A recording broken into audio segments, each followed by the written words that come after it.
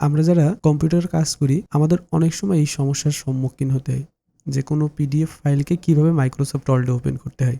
তো সাধারণত আমরা যে পদ্ধতিটা ব্যবহার করি যে কোনো ওয়েব প্ল্যাটফর্ম থেকে আমাদের পিডিএফটাকে এমএস ওয়ার্ডে কনভার্ট করে নিয়ে আসি।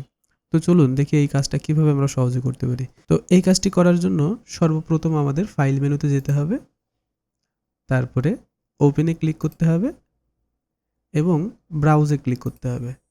ব্রাউজ থেকে আমাদের পিডিএফ ফাইলটি যেখানে রয়েছে সেখানে যেতে হবে, তারপর পিডিএফ ফাইলটি সিলেক্ট করে ওপেন করতে হবে এবং এখানে কিছু সময় ওয়েট করতে হবে কনভার্ট করার জন্য।